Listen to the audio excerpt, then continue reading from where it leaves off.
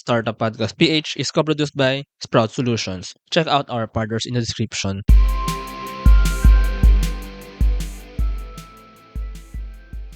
Startup Podcast PH is in iDEYA here at Mindanao State University, Iligan Institute of Technology, and we're interviewing Iligan-based startups. We have eTanom, the angkas for reforestation, and its founder, Dreamer Lamberte. Hello! Hi, Startup Podcast.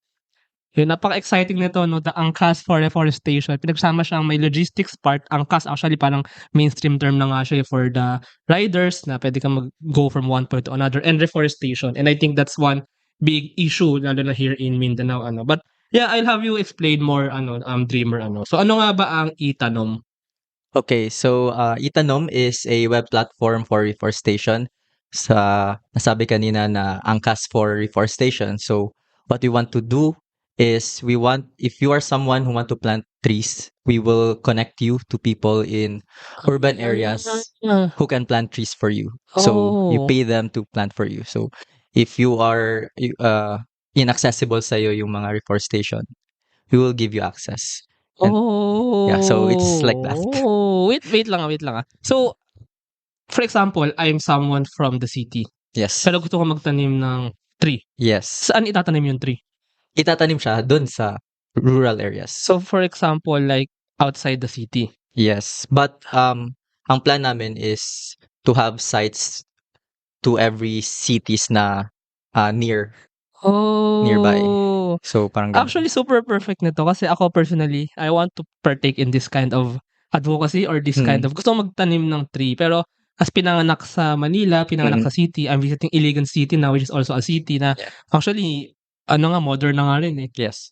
Yung mga tao naman na gusto magtanim, wala namang opportunity. I mean, gusto makatulong sa ecosystem, sa reforestation, wala namang opportunity kasi walang knowledge and walang access. Yes. But yeah, yun pag-usapan natin. So, how exactly are you solving that problem na parang you're giving access, you're giving possibility to those people who want to forest, who want to plant trees?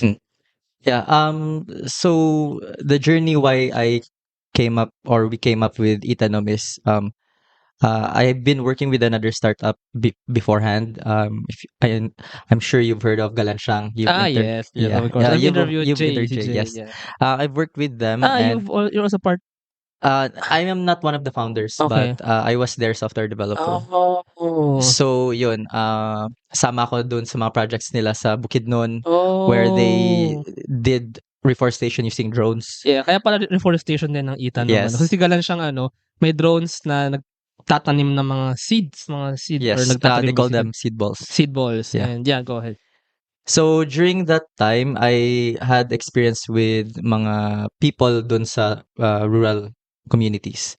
So I realized na meron pala other side ng reforestation, which is the community. So Galanshang is focused on the tech.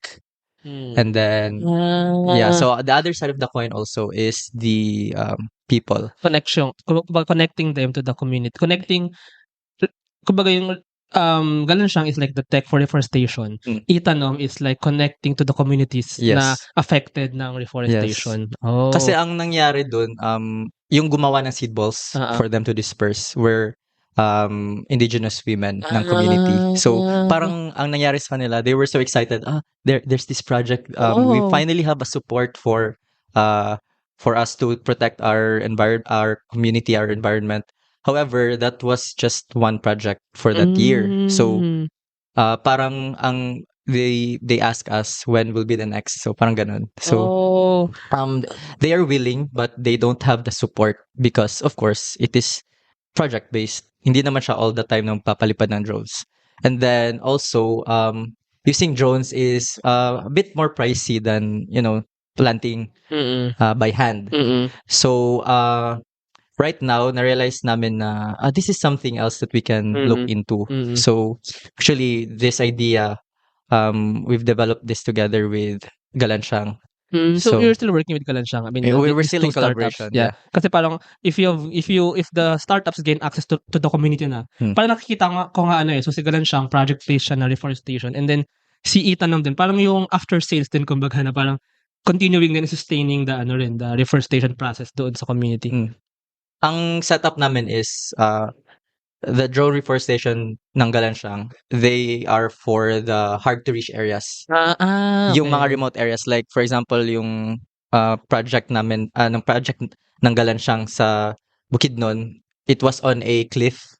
So parang almost 45 degrees siya na angle. hindi So kaya ng tao. mahirap siyang akyatin. So kinailangan talaga mag-drones. And then it can also be used for scaling up kasi for example, 100 square kilometers or 100 hectares yung area forest. Mahirap yun for people. So we have Galansiang who will do the scaling up, the hard to reach areas.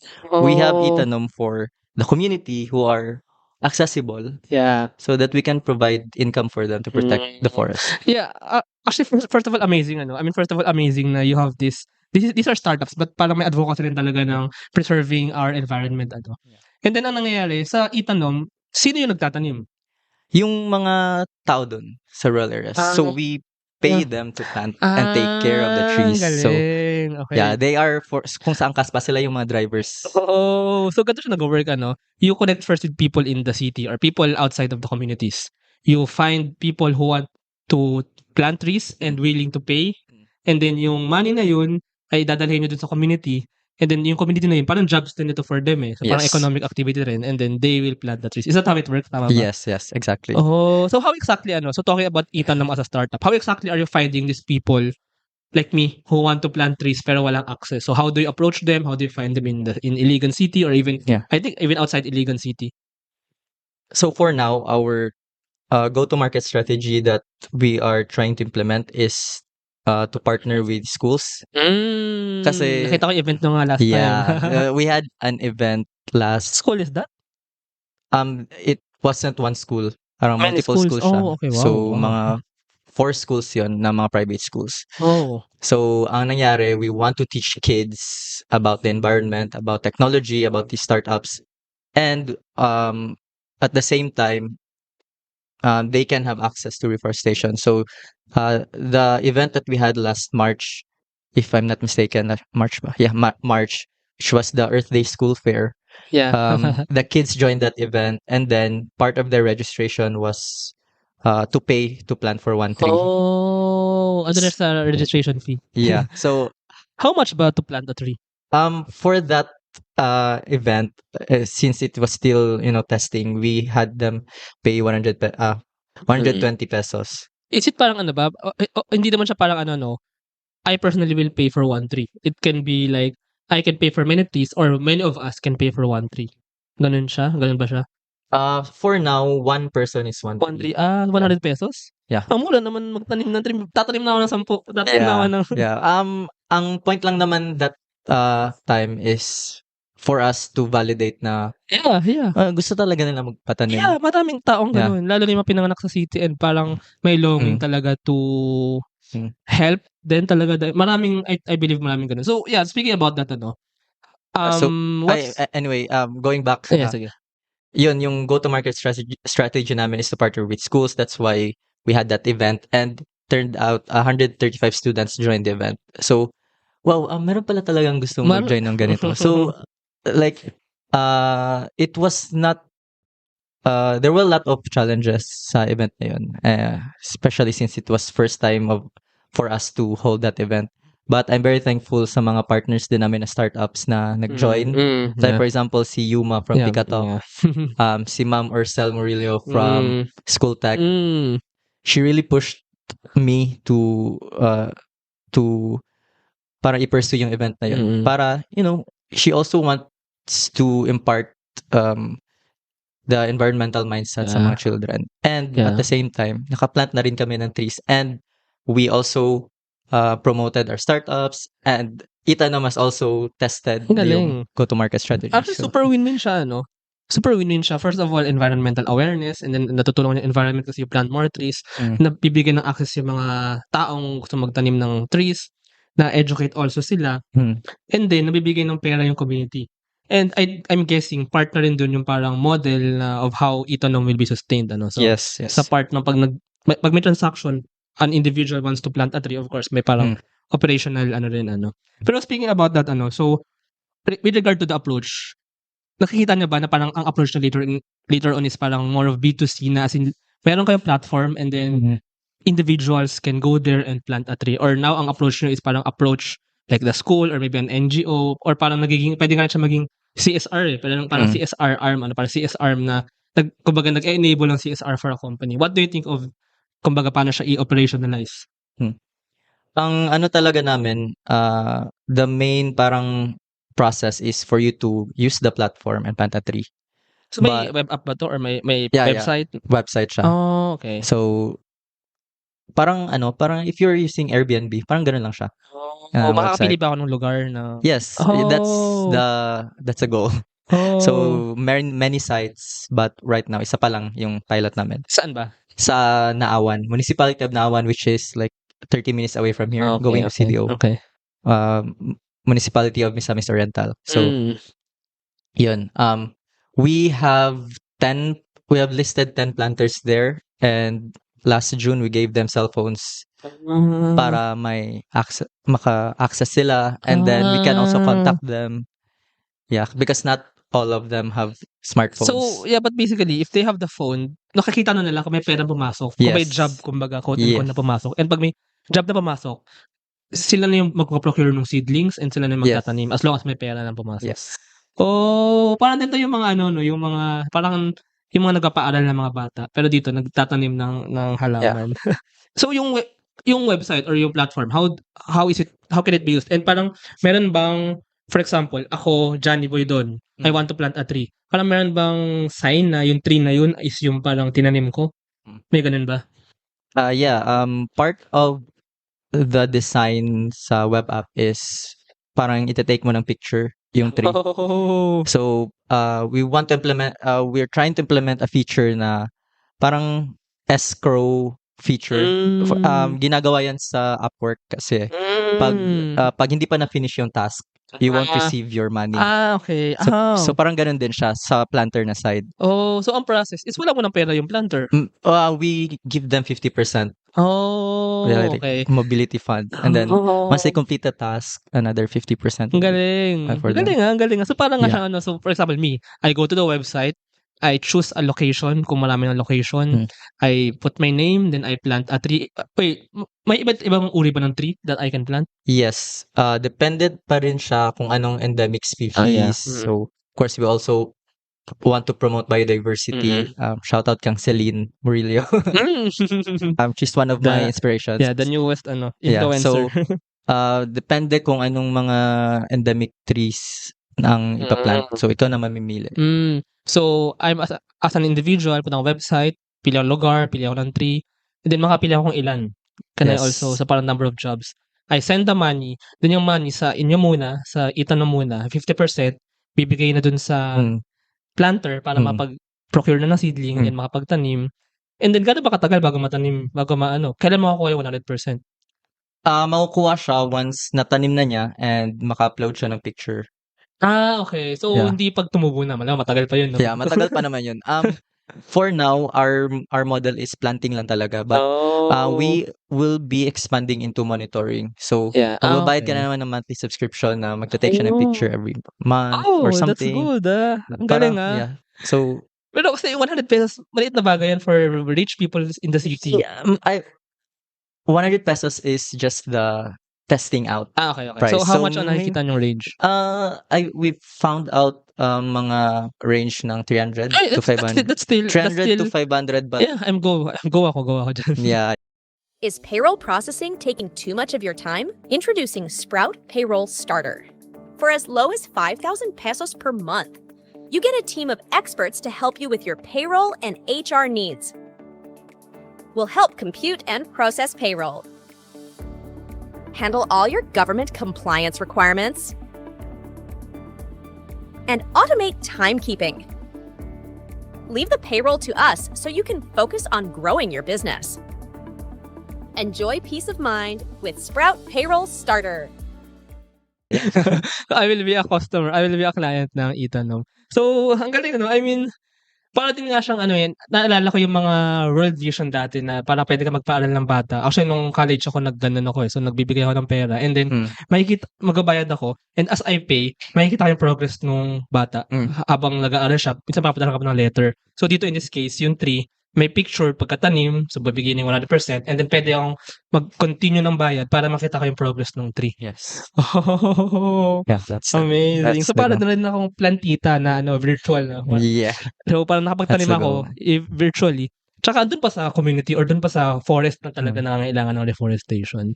Ayun. So puntaan naman natin yung yung kwento behind eTanom and behind kumbaga yung advocacies nyo even with galan siyang for reforestation. So can we know your background and how and why did you decide to start eTanom? Yeah, so to continue the story earlier. Wait. And by the way, you're from here, diba? You studied here in Yeah, I MSU-IIT. studied here in What MSU-IIT, course?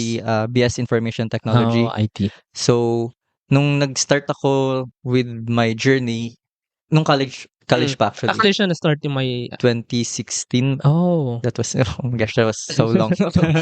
So, kami yung first batch ng Philippine Startup Challenge ng Oh, in this region.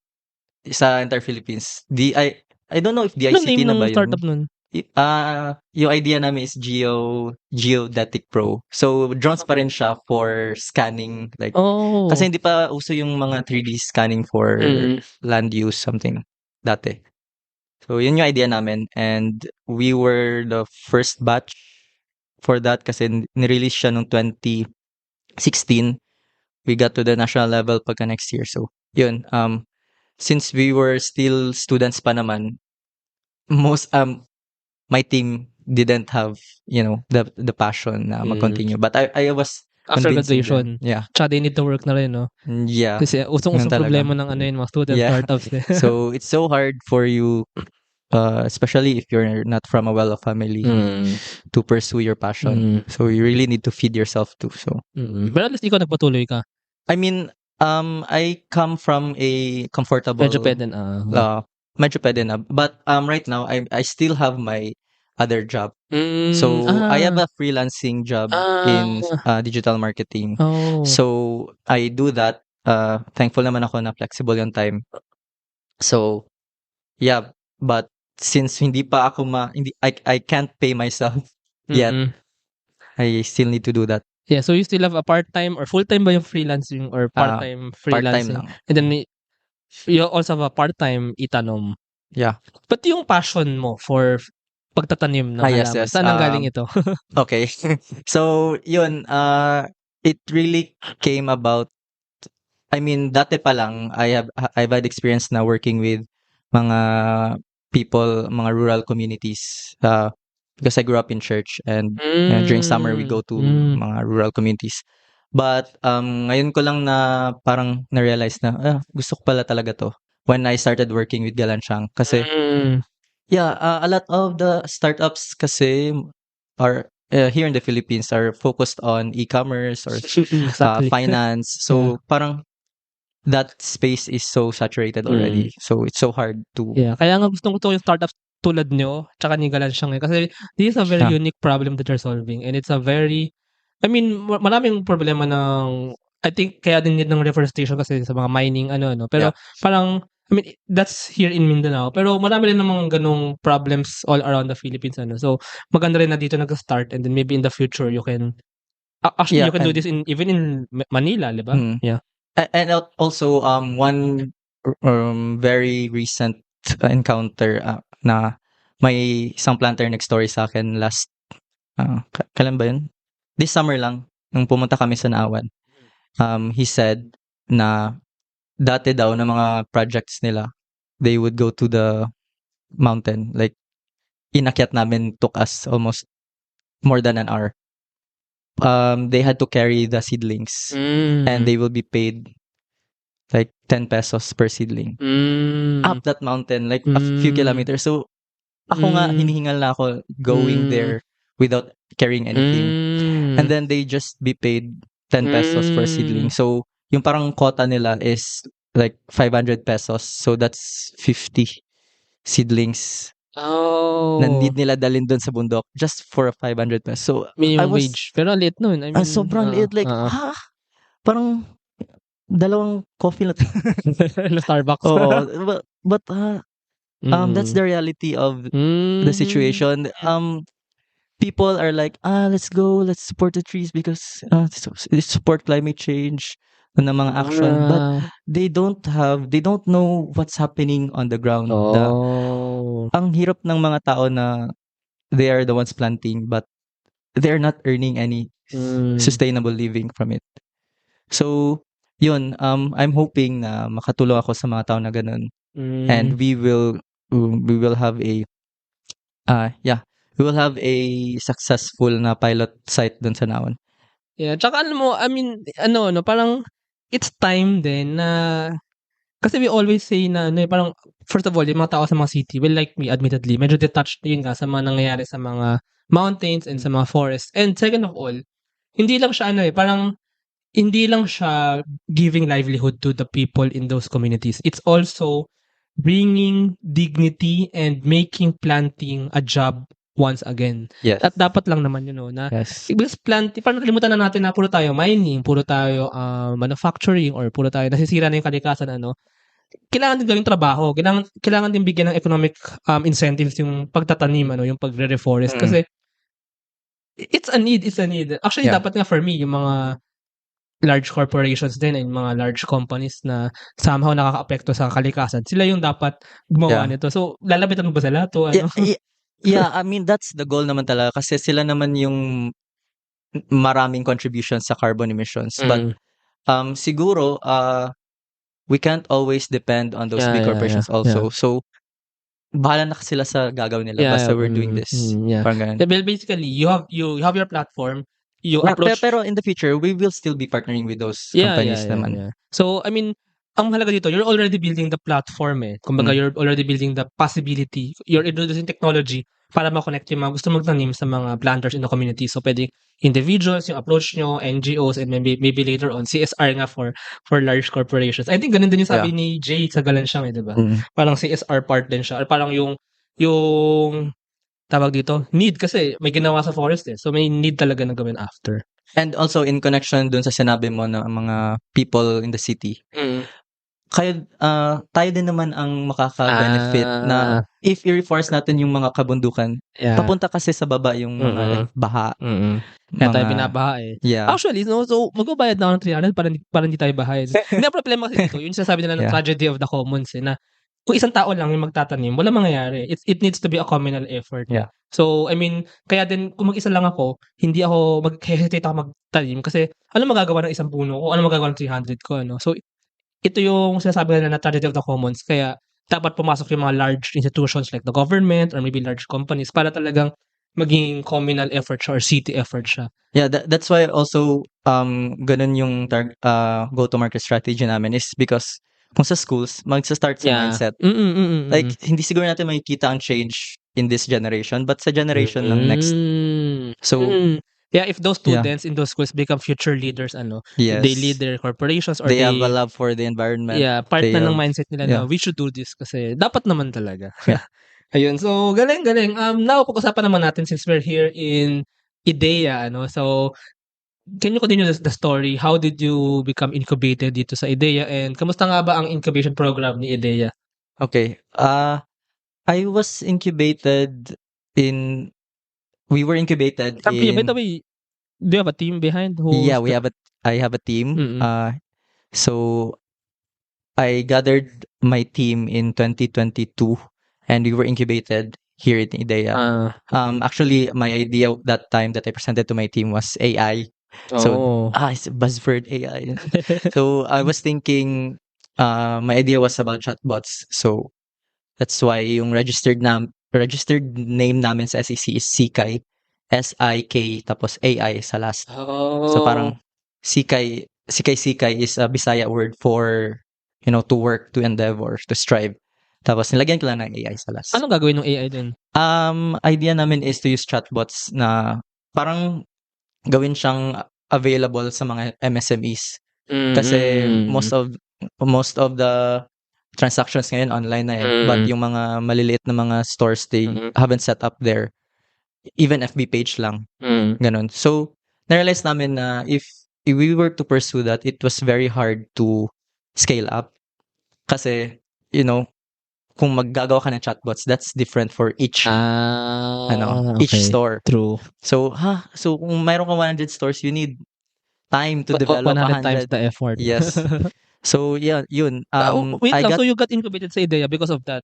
yes. And then while in iDEYA, tsaka kayo nag-pivot to Yes. eTanom? When we were on our culminating program for the incubation, that was one of the questions thrown at me. So So nag-demo day na kayo? yeah. Yung dati pa, yung sisikay pa. Mm. And then after...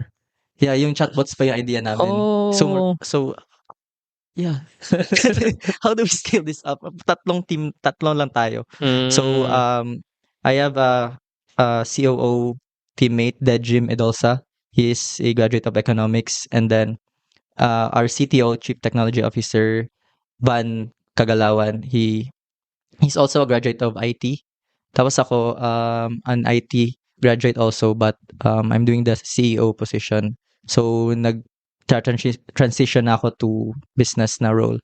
And then yeah, after that time we started working collaboratively with Galansiang. So parang idea nila that time was we want people to buy the seed balls. To pay for the seed balls. Actually, pwede rin nga, no? Pwede Parang naman. marketing and sales arm kayo ni Galansiang. Yeah. Pwede rin ganun. That was That's the same naman eh, na ano eh. That was the idea when we pivoted first sa eTanom. Yun yung first idea na eTanom, which was last year. We will sell these seed balls to people. But na-realize din namin na what if in a month, isa lang yung bumili ng seed ball? Like, ipapalipad nyo ba yung drone? So, ang mangyayari, ano pa rin siya, may bottleneck pa rin siya.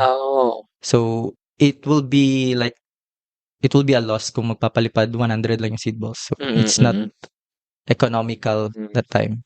So, that's why, finally, nag-pivot kami on our final pivot this year, which was to target the community, the people instead. So, yeah.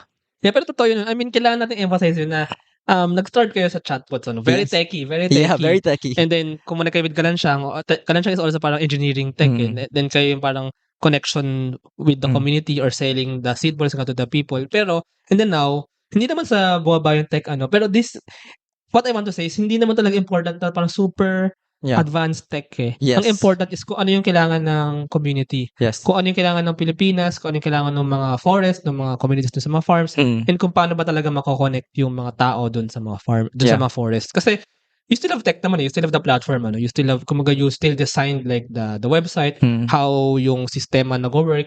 So it's still a tech, tech, right? So from a tech startup, we're trying to be social startup but tech enabled. Yeah. So hindi na yung tech yung focus. If ever lang, this additional question, no? Kasi you mentioned na nanggaling kayo sa AI, may possibility ba na mag-add ng AI dito or something? What do you think? May ganun ba yung idea? Siguro super far in the future, maybe we can use AI to calculate the carbon sequestration. Kasi pwede din naman siyang gamitan for carbon credits. Yung mga natanim natin na puno. So pwede nga siya for corporations din talaga? Yes. In the future. That's why isa sa mga gusto ko pinopropose namin na project ngayon for a third party na organization na nagbibigay ng grants. We want to propose a baseline study for the area there. Kasi yung baseline study na gagawin is yun yung standard ng United Nations UNFCCC na para accredited yung mga carbon credits. So hopefully ma-fund kami for that, and then that can be a start na yung pag-monitor namin ng carbon sequestration, it is transparent, it is science-based. Hindi lang tanim-tanim lang. Hindi. Pero yung pala another question. So right now you have community na here in, what's the name, sorry, of the, near Iligan, Naawan. Yes. Are you looking for other communities and areas? And what's the plan for, gaano ba karami yung dapat taniman ng mga trees dito sa Pilipinas? We're starting with Naawan, of course. But we will be doing that hopefully this year. We will be establishing another site here in Iligan City and in Cagayan de Oro. So, para mangyayari, if you're from Iligan, yung tatanungin mo, yung from Iligan lang din na community. Hindi pwedeng Pwede naman, but of course, mas close sa'yo. Yeah, parang mas may bias. Ikaw yung mapaprotektahan nung sa baha. Yeah, parang ganun. So, i-replicate siya sa lahat ng Pero possible na, parang ang dati pa nakikita ko siya in the future na no? So, I'm from Manila, kunwari, Quezon City. And then, I opened the website, the eTanom, makikita ko yung mapa, makikita ko yung mga areas, and then makikita ko kung saan kailangan magtanim. Yes. So, pwede nga dun lagyan ng AI i-recommend sa akin kung saan ba dapat taniman, saan ba dapat yung need ng reforestation efforts. So, parang ang laking bagay din na parang ma-map out na talaga yung buong Pilipinas, tsaka mapuntahan yung mga communities. Yeah. Pero I mean, of course, it's very challenging pero actually I'm seeing it's very possible eh. So yung tech nyo is para mas scale kumbaga kasi parang parang ini-enable nyo nga talaga, angkas nga talaga for reforestation anywhere in the Philippines. Nasaan ka man, you can plant a tree anywhere in the Philippines. Yes. So that's the use of tech din talaga in eTanom. So yeah, do you see that na parang in the future, whole Philippines, and then may mapa, makikita mo kung saan pwede magtanim, saan maganda magtanim. Yes. Pipili ka, padala kang pera, and then ayun. Yeah, that's the goal. Oh, amazing. So, actually sa Manila, I already have a friend na who is pushing me na mag-expand doon or mag-try ng community doon. But yeah, yun nga, I still need to establish this one because without a working prototype, you can't show anything. Start with here in Iligan kasi you're based here naman, and then but kasi sa Manila din ang dami din tong mountains na kailangan taniman talaga ng mga halaman. Even sa north, sa Baguio City, yung mga yan. So, kailangan din yan talaga ng communal effort to reforest once again. Isa sa mga inspiration ko actually is, I don't know if you've heard the recent news sa social media, yung sa Zambales na mga ATAs. They planted 60,000 trees to reforest. Like, oh wow, I was so moved by that. Kasi nakikita mo talaga yung 5-year difference na sobrang kalbo niya dati. But now, may mga puno na. And then, hindi lang hardwood trees yung tinanim. May mga fruit-bearing trees din. So, in turn, may additional income sila. So, ang ginawa nila parang agroforestry. So, So, hindi lang siya hardwood. May mga fruits din. And, so parang imagine, that's just one place. Pero imagine if magawa yan with the help of eTanom, magawa yan all over the Philippines. Grabe yun. That would be the dream. Sakto sa pangalan mo, dreamer. Anyway, so ano nga ba ang future plans niyo for eTanom, and ano ba yung talagang direction pa nito maybe in 1, 2, 3 years? How do you plan to build si eTanom pa? Ano bang future plans? Okay, so right now, ang ano talaga namin, yung web platform namin is still in development because we don't have a full-time developer kasi yun nga, ako lang yung maraming time sa startup namin because we also have our other jobs. So, our plan for that is to make a parang microservices siya na architecture na I don't know if super techy na yung API, but these APIs can be integrated into other websites, other apps as well. So, siguro sa mga e-wallets nga pwede rin sa mga parang ganun. Like banks, pag sa mga digital banks na apps. Parang check out now, plant 1 tree. Parang ganun. That's the even sa social media sa nag-browse ka na ng Facebook or ng IG, tapos madali lang or parang actually ang pwede kasabay sa transaction. Kung may malaking transaction is in thousands, tapos pwedeng add 300 to plant a tree. Parang ganun. Yeah. So, yun yung gusto namin i-achieve sa tech na side. So, since web pa naman kami ngayon, hopefully, magiging katulad kami ni na Yuma na may mobile app. Yes. Maganda rin yung mobile app if ever. Parang check ko lang yung app, browse ako kung saan maganda magtanim, connect ko sa e-wallet, bigay akong pera. Pero actually, I think, aside from that, maganda nga yung approach din na parang connected siya sa mga registration fees sa mga events na related sa environmental awareness. So, yeah. So, hopefully, abot kami doon. But, let's take it one step at a time. And isang question pala, bago tayo mag-end, Dreamer. Sa lahat ng to, what do you think is parang the most challenging part in building eTanom? most challenging part talaga is the funding. Of course, Ayun. money. So, are you looking for funding now or maybe investors? Yun nga, we're not investor ready. We're not investment ready. As of now. As of now, kasi ano yung papakita namin? Yeah. Ang challenge namin ngayon is to apply for grants na lang muna kasi yung mga grants equity free naman yun eh. So, okay. Yeah. Kasi ano rin siya, science and research oriented din siya. So you can apply for a grant or a funding when kayo working capital to build 1 or 2 communities here in Iligan. Nag-work na siya, may economic model na sustainable. I think pwede na kayo maghanap ng investor to scale it all over the Philippines. What do you think about that? Yeah, I think that would be the ideal the ideal path. So, yeah. Ayun. So, grabe ang ganda nitong usapan natin. And na-enjoy ko siya kasi this is also very new to me. Tama yung sabi mo kanina na maraming mga startups actually, well, aside from hearing iDEYA, magaganda mga startups dito sa iDEYA. Unique value propositions. I forgot pala to mention na yung journey ko sa iDEYA. Sige. I'm very thankful kang Siege and sa people here sa iDEYA. Shout out to Siege Brasileño. Because they really helped us.